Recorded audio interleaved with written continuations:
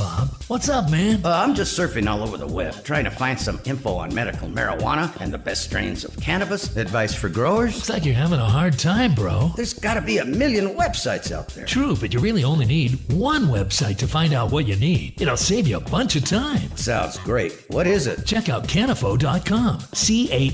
Cannafo.com. That's right, Tommy and Bob. Canafo.com is the world's first online directory, marketplace, news portal, growing advice resource, and social media platform for all things cannabis. Dude, where's that voice coming from? You hear that too? Maybe we ought to cut back a little. Canafo.com is the Google, Facebook, and Craigslist of cannabis. It even has its own social media platform. Canafo.com puts everything cannabis in one place for consumers, business, and growers. Canafo.com is a free service where you can find over 9,000 different strains of cannabis. Whoa! Shop cannabis classifieds and much, much more. Canafo.com. Visit today and get in the know with Canafo.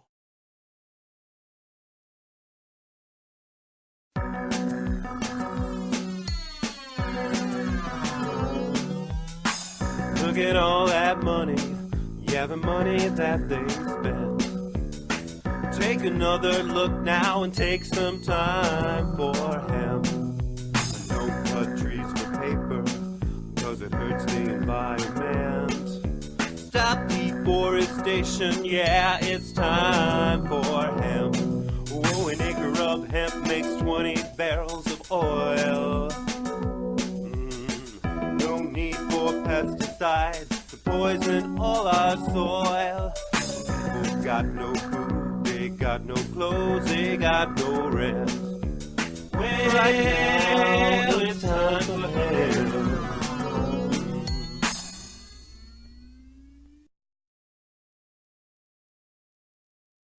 Thank you for taking time for hemp. I'm your host, Casper Leach. On the program today, we got a lot to talk about, but before we say anything much, I want to say thank you to Lynette Shaw for making it possible for us to have this program here and to raise the voice of the cannabis movement. Lynette Shaw is the owner of this network, and she also owns the Marin Alliance Medical Marijuana Dispensary. And she has been an activist for a long, long time in support of ending cannabis prohibition. And I would encourage you to find Lynette on Facebook or even in person if you can, and thank her for all her hard work. And again, because of her, we are able to have this program on the network. So if you get a chance and you like this network, give her a big hello and tell her that you are watching, and share us with your friends. Hello, I'm Casper Leach, and it's time for Hemp. This is a program that has been designed to put together the information, facts, and figures regarding the hemp, also known as marijuana plant. We're also trying to focus on the historical past, and maybe even more so, should we say, economical past of this plant. Today, my guest is Chris Conrad. Chris Conrad is a leading spokesperson for America's new hemp/marijuana restoration movement. He is the national director of both the Business Alliance for Commerce and Hemp, also known as BAC, and the New Republic Agenda. He is on the executive board of America's Hemp Council, the Family Council of Drug Awareness, and Southern California's NORML, which also stands for the National Organization of the Reform of Marijuana Laws. Chris is a recognized authority in the environmental, economic, civil liberties, social, medical, and political aspects of hemp/marijuana prohibition. He designed and edited Jack Hare's enlightening book on the uses and history of the hemp plant, The Emperor Wears No Clothes. Thank you very much for tuning into the show today. I am so excited. As you can see, we are still learning how to operate the camera and the lighting, and we got a cool backdrop that I've been working with. And at the top of the hour, when we started the show, or the top of the half hour, you'll notice that I had hair. That's because that segment that you were watching was from the very first Time for Hemp broadcast ever in 1991, and it featured Chris Conrad, who is an amazing activist, and we thank Chris Conrad for being part of our show and a part of the cannabis movement. We're going to be showing the segments that I've been able to find and unearth at the Time for Hemp television series that was broadcast in 91 throughout the course of the opening few weeks of this wonderful series called Time for Hemp. And we want to share with you some of the hemp heroes that made the hemp movement loud and proud over the years by doing so. The intention of this series is to, of course, introduce the world who hasn't been able to hear about hemp yet, introduce the world to hemp, cannabis, sativa, medical marijuana, whatever you want to call it. A rose is still a rose by any other name. It is a rose. And right now, whether you call it cannabis or marijuana or hemp, it's still illegal in so many parts of the world. So, but we've also got a lot of fantastic programs in store. We hope to bring Patients Out of Time to the network. We plan on bringing Judge James Gray to the network. And we've got a handful of great projects up our sleeves that we plan to share with you. I think it'll be a lot easier if I pass the conversation over to an animated version of me to explain the Time for Hemp cartoon series that we are putting together. And I hope that you tune in and enjoy. So, Casper, take it away. Thank you, Casper, for letting me explain to the audience what we're doing on the Avatar program. We're having a lot of fun for sure. On the Avatar program, we match up voices with the avatars that we have available for us to use in our presentations, such as this voice is matched up with this avatar, and therefore I am the avatar version of Casper Leach. Hello, and pleased to make your acquaintance. And on our broadcast, what we are doing is we are delving into the archives of all the fantastic shows that Time for Hemp has done over the last 17 years that do not have video material attached to them. And because the material is still fantastic to learn from, there was a lot of great guests and a lot of wonderful hosts over the years that had a lot of amazing information that is still relevant today to share. And we found that a fun way to share it is to match their voices with avatars as well. Like Mary Lynn Mathry and Al Burns are from Patients Out of Time, and they are frequent joint hosts on the program and joint guests on the program. And they also have their own shows on the network.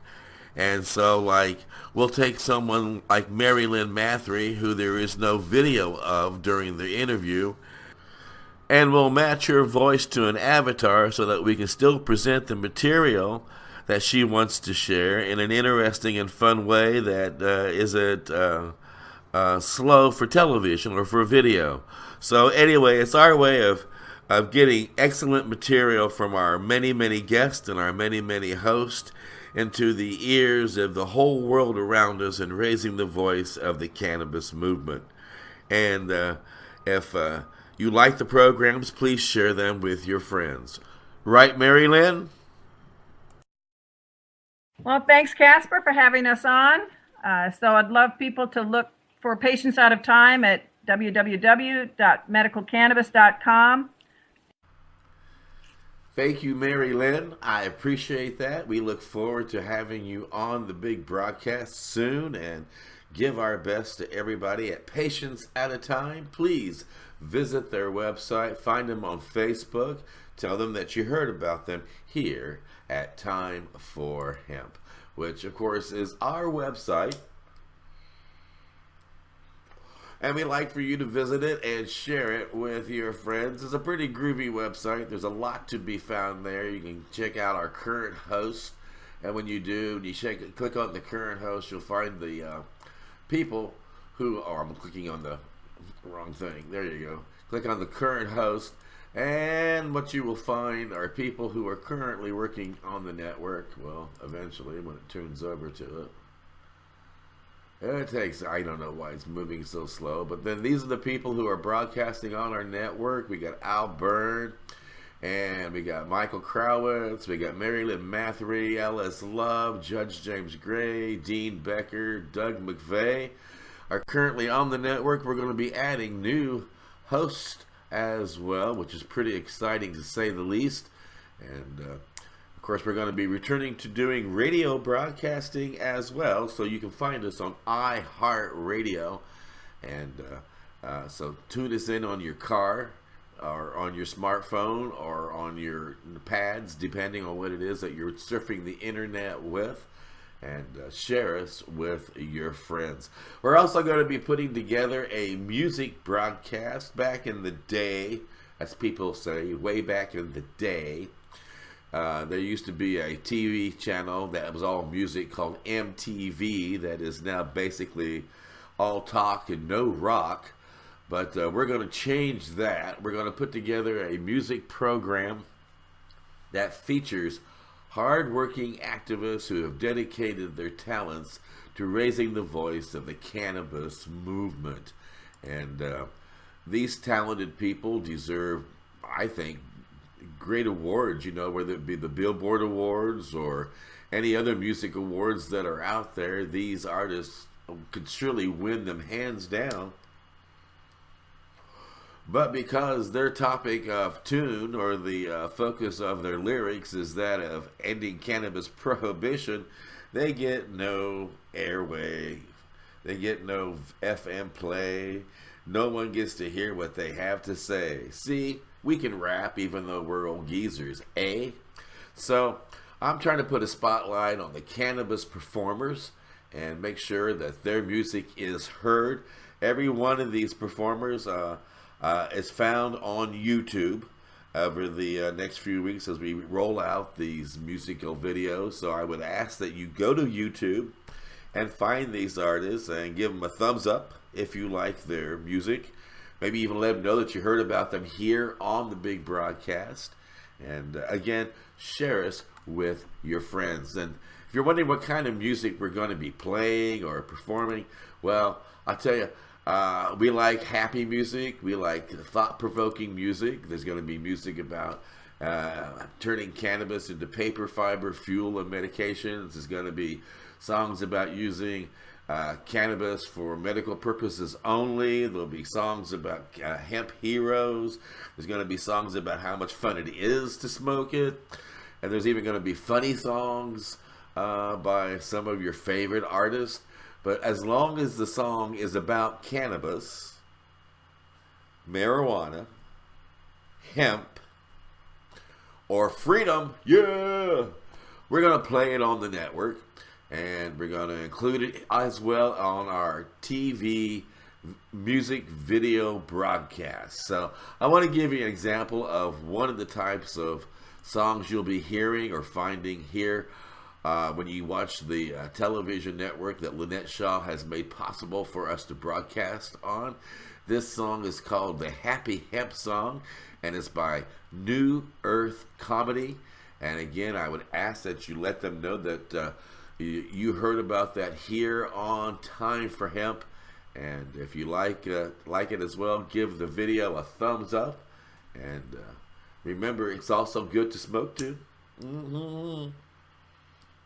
Here at Time for Hemp. Yeah, baby.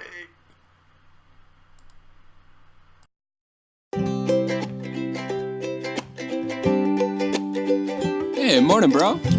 Oh, good morning. What are you eating there? I'm eating cereal with hemp seeds. Hemp seeds? You mean like marijuana?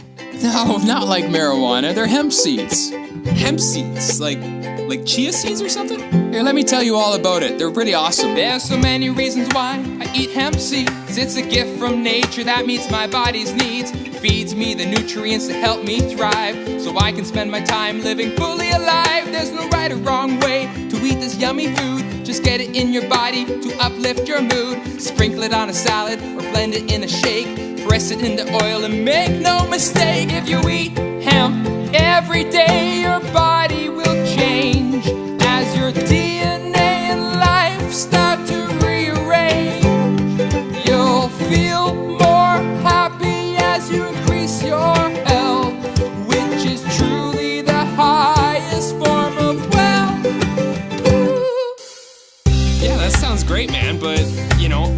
protein. I gotta eat my eggs and my bacon and my toast and my peanut butter. Oh, settle down, man, settle down. Hemp's got all those things. It's more digestible than meat, eggs and cheese. Replaces things with hemp and your body will be pleased. It's a great source of protein and vitamin E.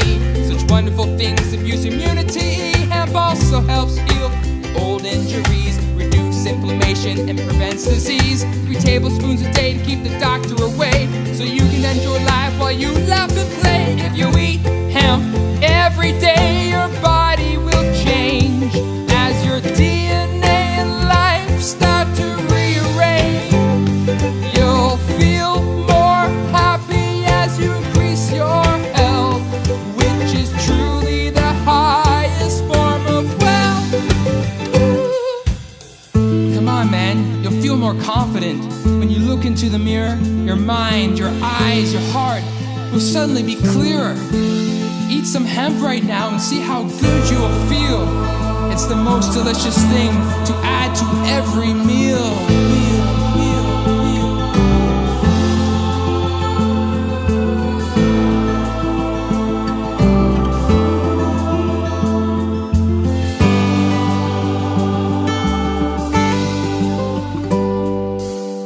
Oh my god, this is delicious! I can't believe I never knew about hemp!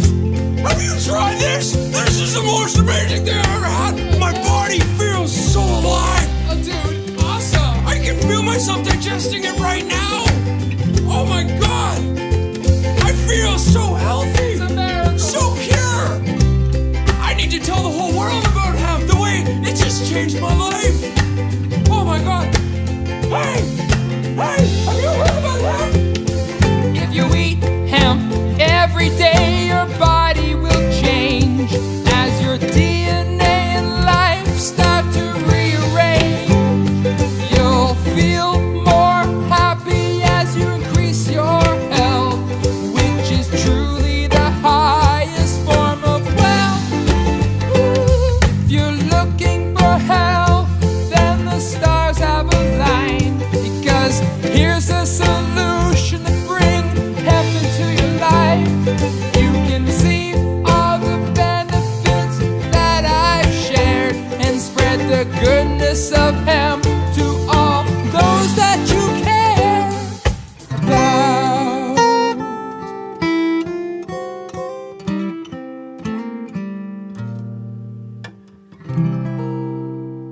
I love hemp. Hey, I'm Bradley. Hey, and I'm Blair, and we're from Soulfran Productions and the New Earth Comedy Collective. So is Adam. But he's in Australia right now, touring like a good musician should. That's right. Yeah. And we just want to thank you so much for watching our video. We had such a blast creating it for Conscious Planet. And if you want to find a way to get some of these hemp seeds into your own hands, just follow this flower of life link. Whoa! That was pretty cool!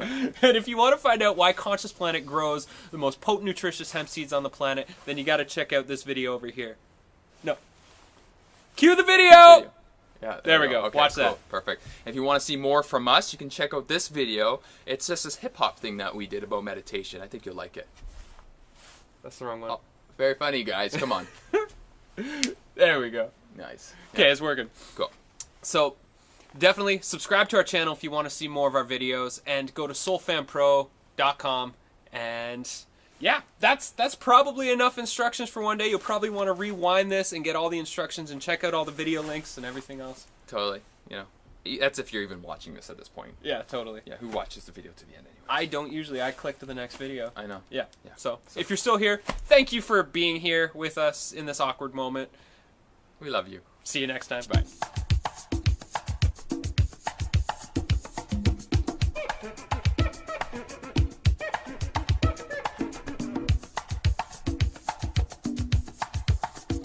You are listening to the Time for Hemp Global Broadcasting Network.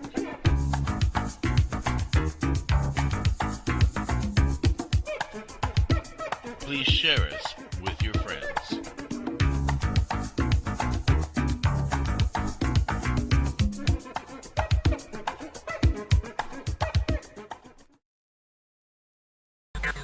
Cannabis coming too, but we got a few items. So you want to tell our show and studio tell. audience This members is what this big Homeland Security, gather around. You're going to be excited about this. Sergeant Anita Johnson, check this out. This is a bio urn. You can roll me up and smoke me. This, when I die, will be handed to you, Paul, like that. And when you get it inside, will be me. Your ashes, my or ashes, our remains. My ashes will be inside this hempen There are urn. 2 cloth bags in here that you put my ashes in. There's like, and then there's this bag of soil that's got all kinds of nutrients to help root a plant. And then you can get a tree or a shrub that's local to your area, so that when it gets to be a certain height, you can take it out to a state park and plant it if you don't have a backyard, right?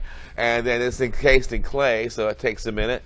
And by the time the roots get strong enough to break into the cotton and get into the ashes, it doesn't hurt the roots. They're strong enough to be. This biodegrades into the soil. So I want a marijuana plant put in there so you can roll me up and smoke me when you die. And just like Willie Nelson sang. Right. Now, this was made just for me. As you can see, it's got my little Time for Hemp logo on here.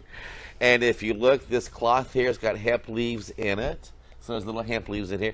And this is made for my T-shirt that was here. Like that. And this has got hemp cloth. And then after you get, if you don't have like a backyard to stick me in or a big garden, you can get like a 5-gallon pot. Or no, a 5-gallon pot. Stick me in there, right? Cover me with dirt, and then carry me out to a state park. And then you can put a stick in the ground to remember where you put me, right? Isn't that cool?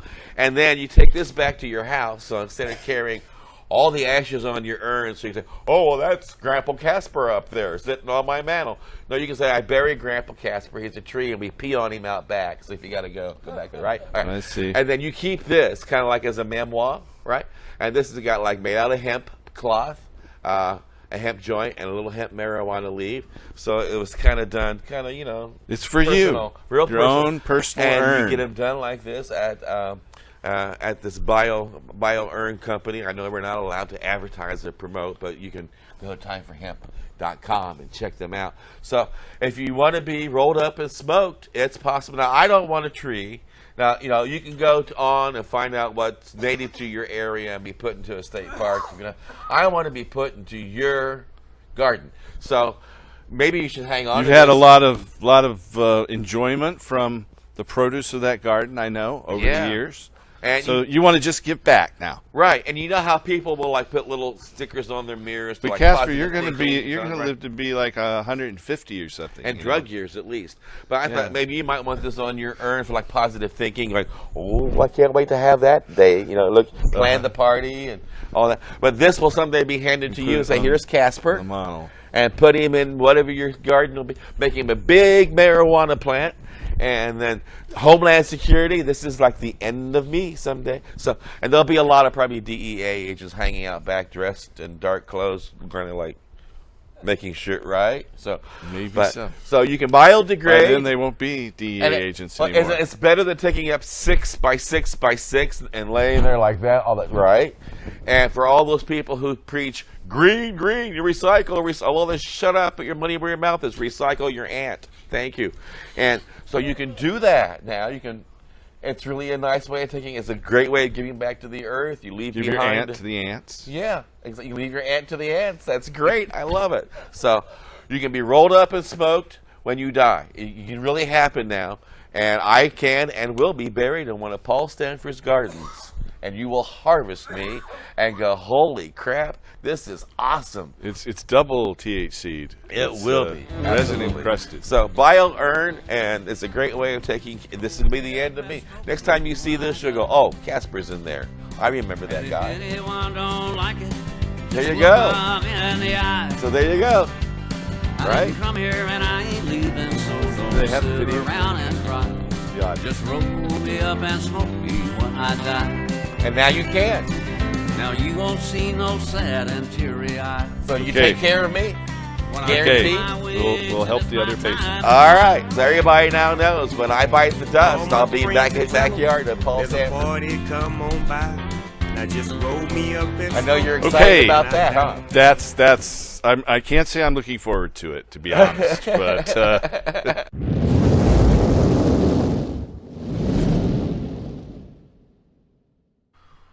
Welcome back to the big broadcast. As I said, we're going to be sharing clips from the original television series Time for Hemp that came out in 1991.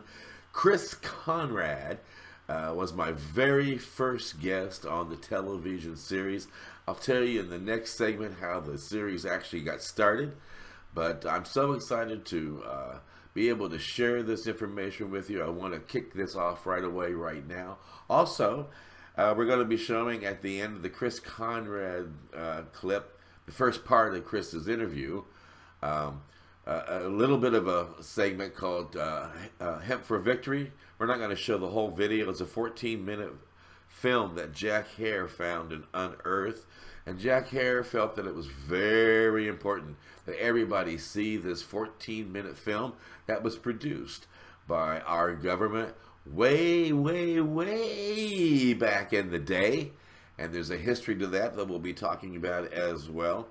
But we're trying to keep these down to about 30 minutes. So here we go with the first part of the very first Time for Hemp series segment ever on TV, hosted by me back when I had hair, and Chris Conrad as my first guest ever. And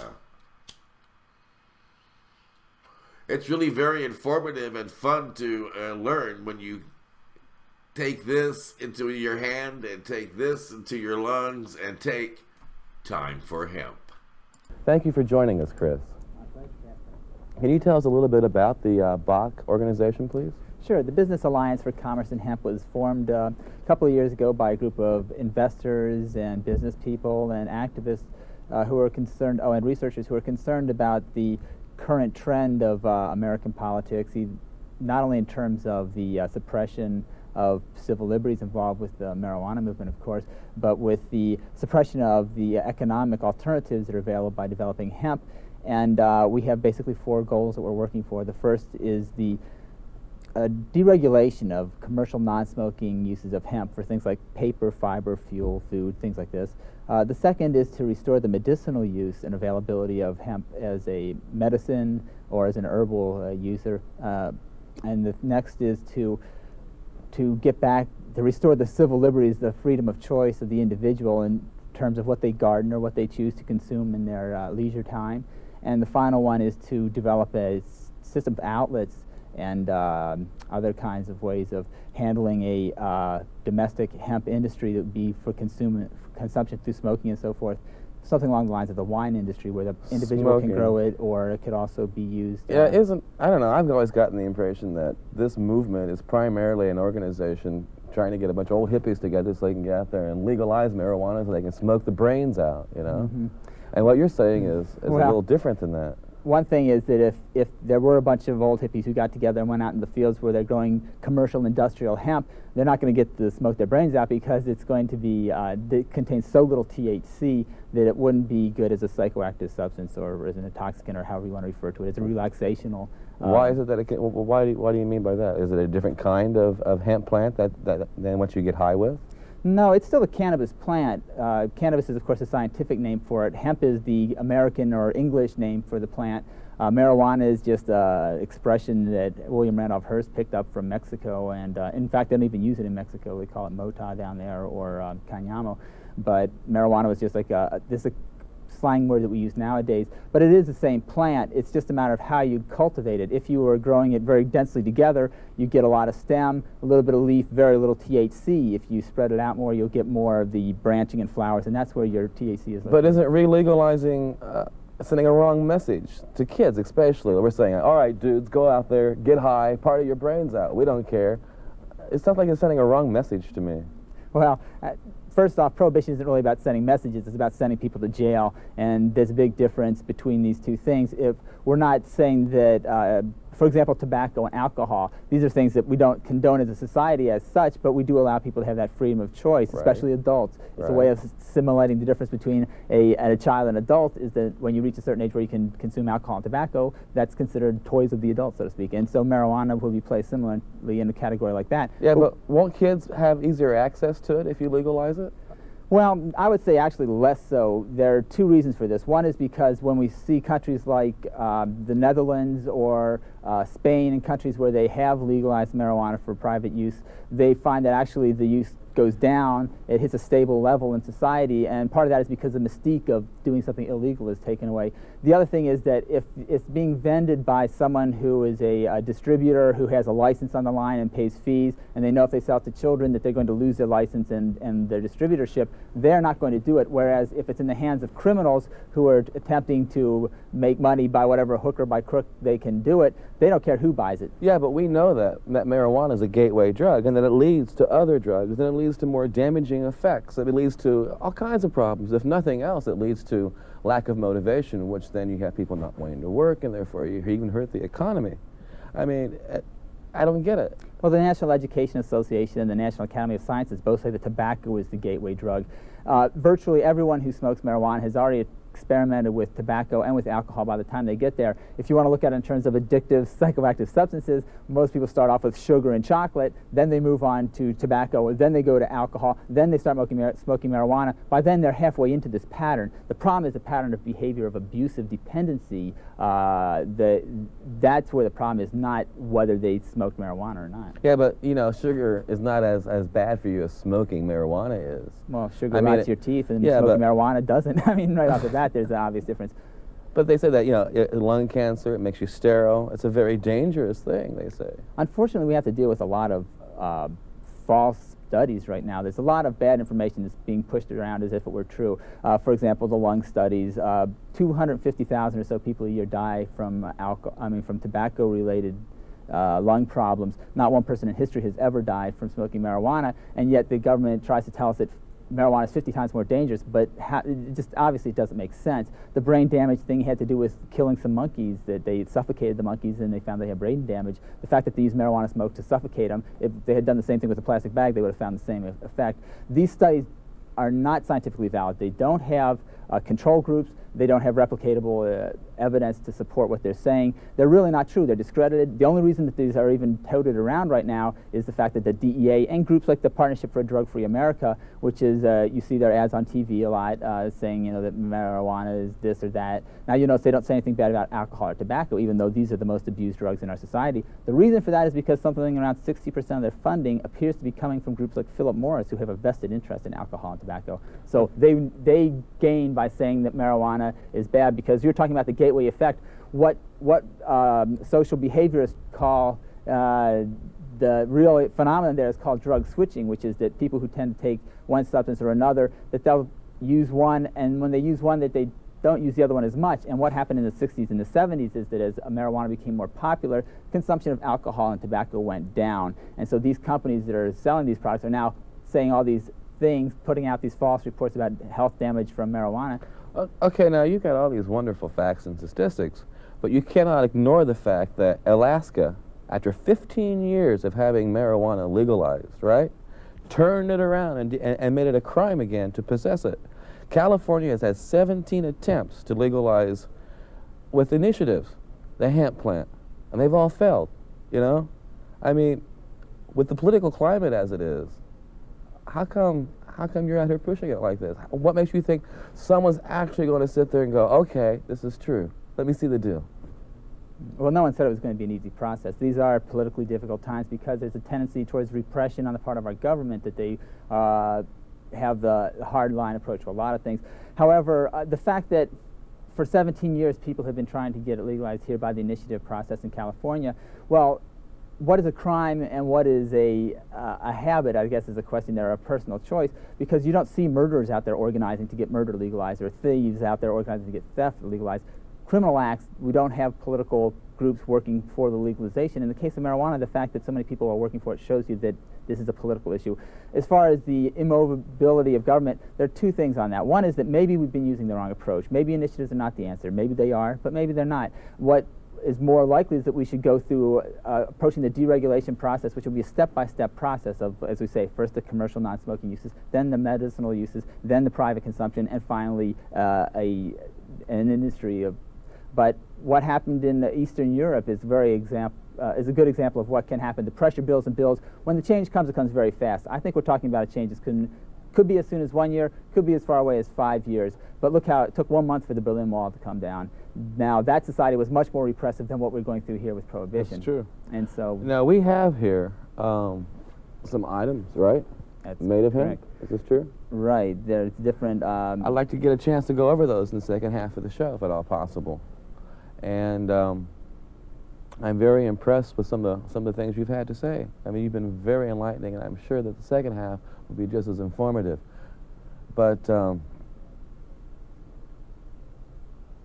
what I feel now is an unusual approach to the topic is business, as you've taken it. You felt that it's going to be $1 million industry. It's going to be $1 million job maker, open all kinds of jobs for different people. Is that true?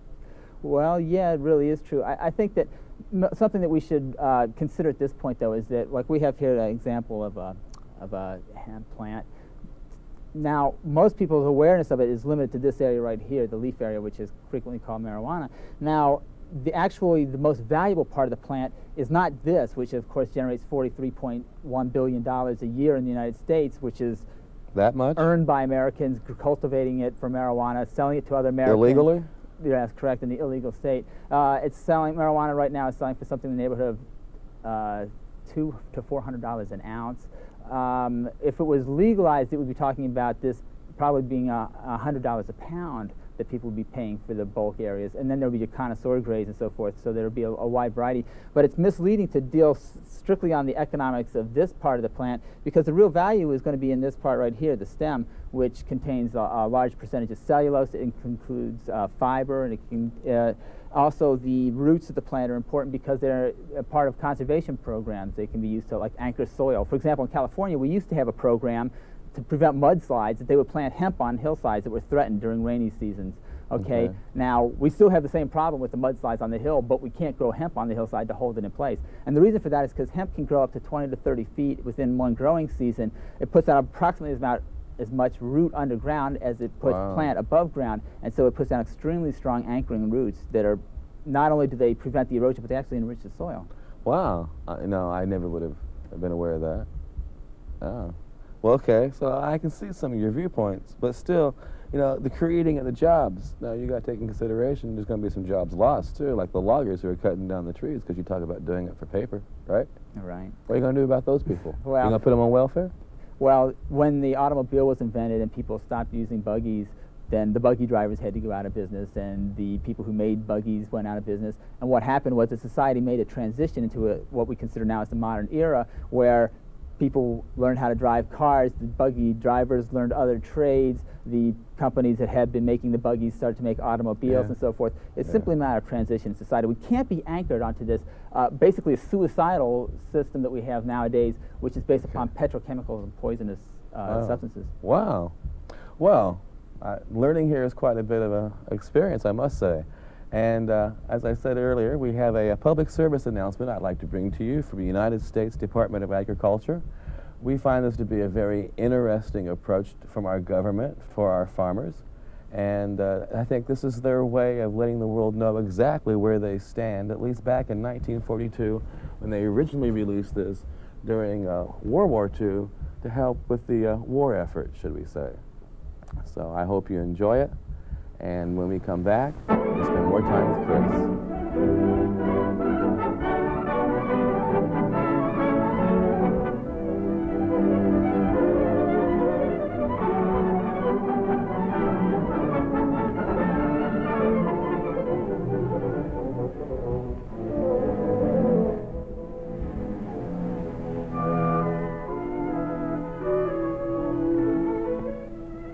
Long ago, when these ancient Grecian temples were new, hemp was already old in the service of mankind.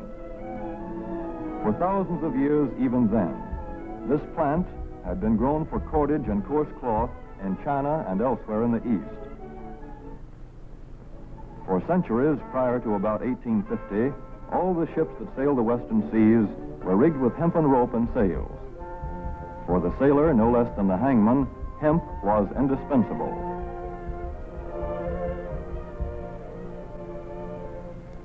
A 44-gun frigate, like our cherished old Ironsides, took over 60 tons of hemp for rigging.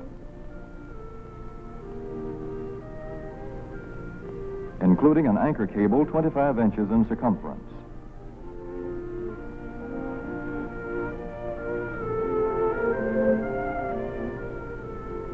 The Conestoga wagons and prairie schooners of pioneer days were covered with hempen canvas. Indeed, the very word canvas comes from the Arabic word for hemp. In those days, hemp was an important crop in Kentucky and Missouri.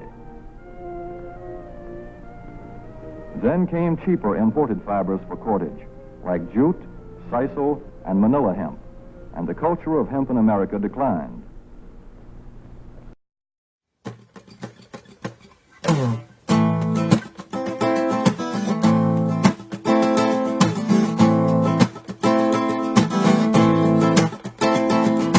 Tell y'all a little bit about a plant I know that can save the world. It grows long and tall and has flowers that can make your mind swirl. It's a funky plant with a fiber that is resistant to rain and mold. It's the strongest plant fiber known to man, the best rope you'll ever hold. Well, the pioneers covered up their wagon trains with a canvas made of hemp. And Washington and Jefferson grew it on their farms and said to make the most of it. The first stars and stripes were sewn on hemp, the first Constitution too. It's used around the world for food, fiber, oil, medicine, and fuel. But if we press its seeds, we won't have no need for any other oil. We can make paints and inks, we'll run our car, we'll grow back next season, it'll fix the soil. The most nutritious seed we can put in our mouth with omega-6 and 3. We can feed the world with the tree of life and live sustainably. But if we cut down all the trees, we won't have nowhere to breathe. Grow fields of hemp instead. We can make our paper, build a house from it. It's the goddess plant growing wild and free, living the way that we ought to be. Gonna leave my children a better world than my ancestors left me. Whoa, whoa.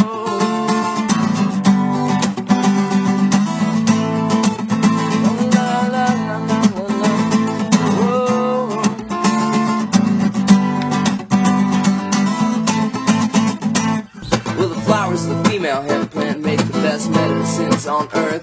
Helps cancer and AIDS patients eat their food. Helps those with depression overcome the blues. Glaucoma, epilepsy, nausea, insomnia, stress, neurosis, psychosis, pain, PMS. All the studies have been done and all the doctors agree. But they can't make money off this plant, you see, because it's free.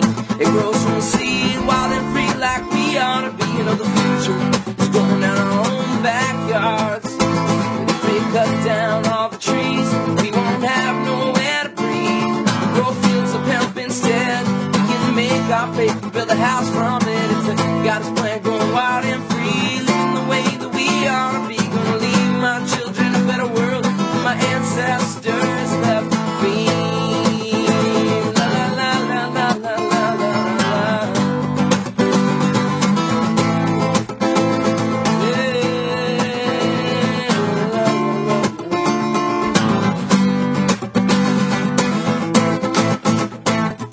So in this modern day and age, when we seem to lack spirituality, this one single plant can bring us back almost 10,000 years in history. To the Shiva, Puranas, the Jesus, the Christ, the Buddha, the pagans, the goddess, the light. To commune with all the animals, commune with all the trees. To realize the goddess because inside me is the earth is a mother. We gotta take care of the earth. The earth is the mother that gives life birth. And we can heal our relation with a single green plant. We can start right now. But if we cut down all the trees, we won't have nowhere to breathe.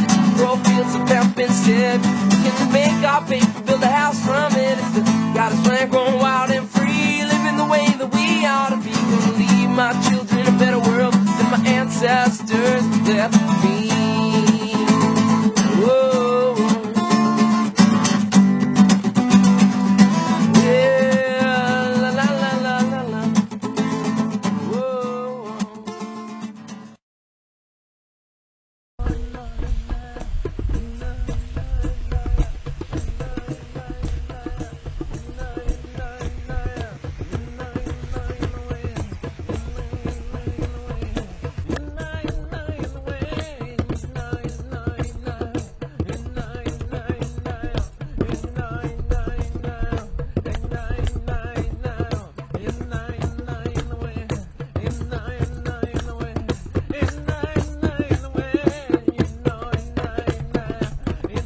one of the founding members of Law Enforcement Against Prohibition, Mr. Howard Wooldridge.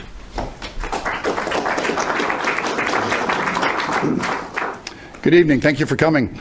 I guess to add a little bit to my resume that past what Katie said, the other interesting thing I may be noted for is 7 years after I graduated from Michigan State, long story short, I arrested my college housemate for murder one. So I had an interesting career in my 18 years.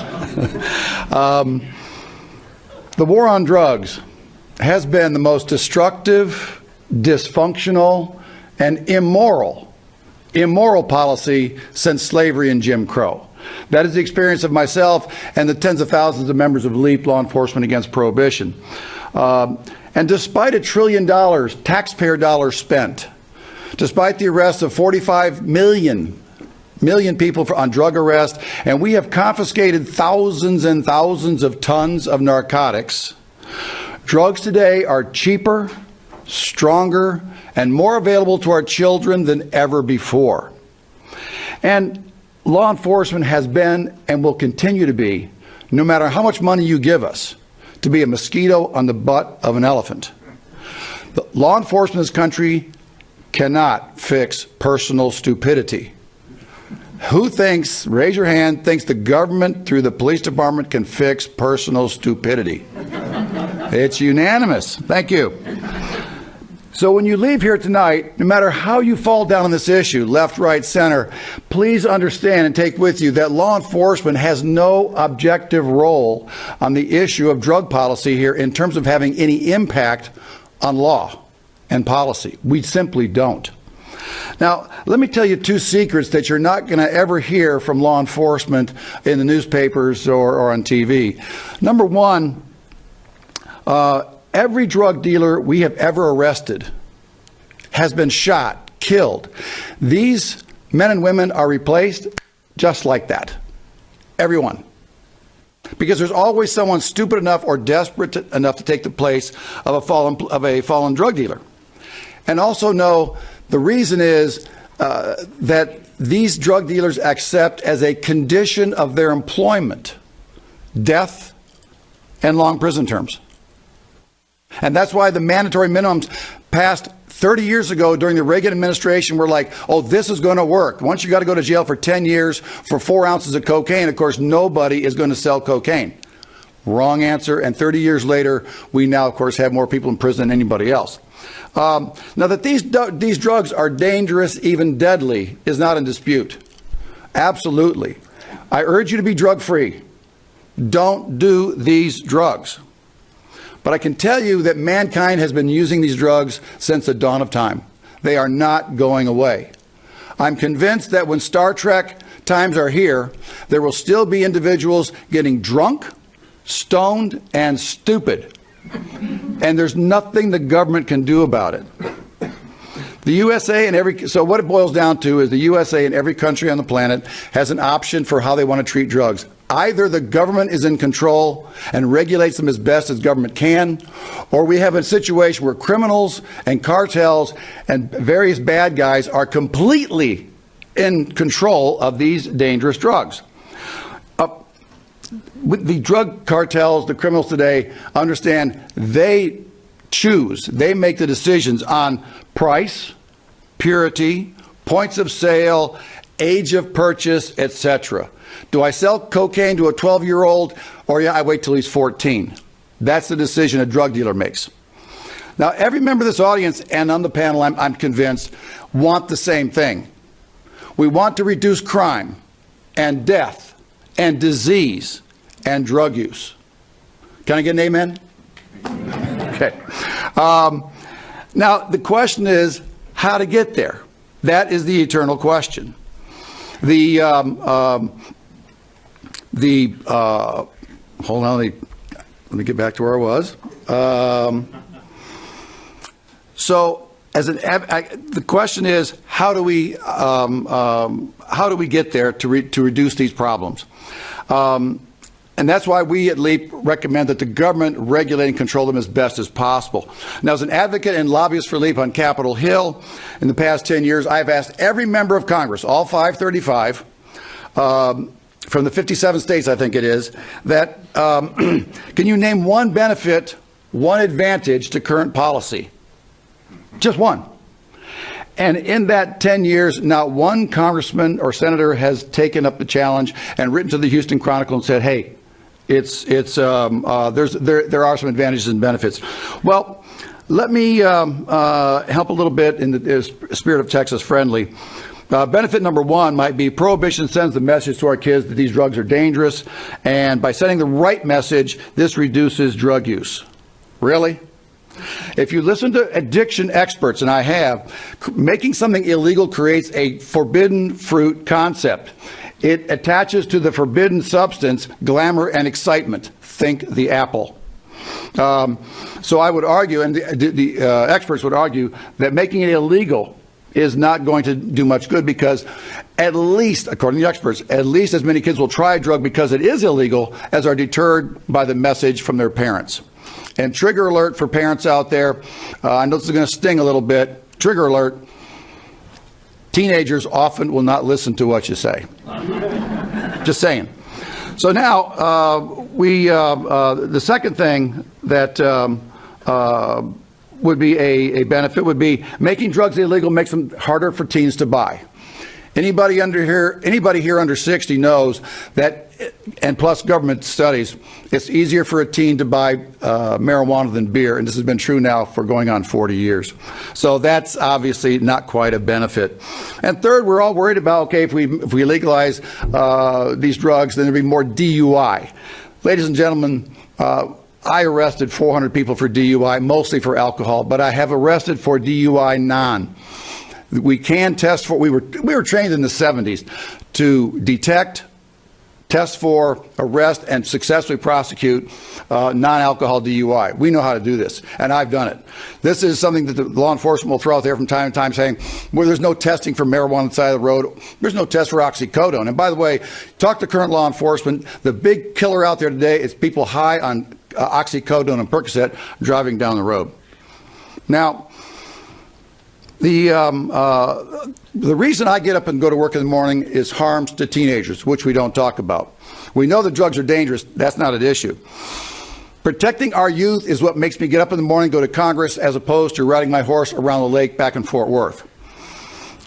Every teen in America has a job option to sell drugs.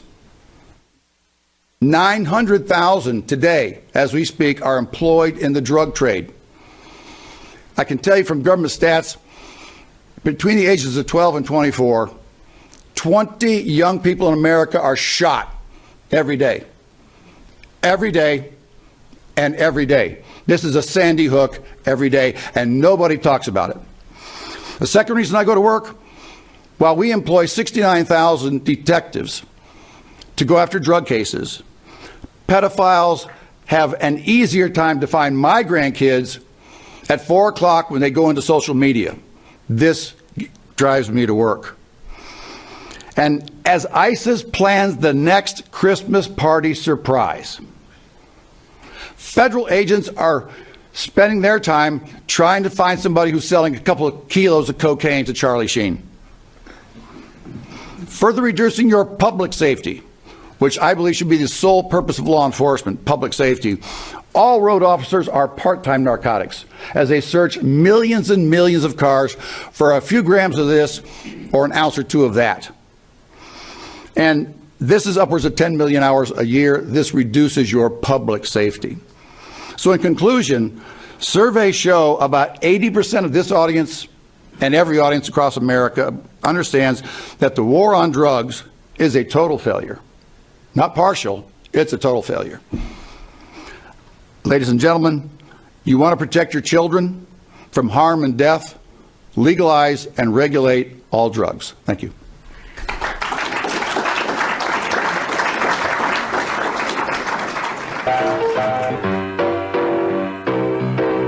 Look at all that money, yeah, the money that they spent. Take another look and spend some time for him. Don't cut trees for paper, cause it hurts the environment. Stop deforestation, yes, it's time for him. 20 bales of oil. No need for pesticides to poison all our soil. People got no food, they got no clothes, they got no rest. Well, time for help! Yeah!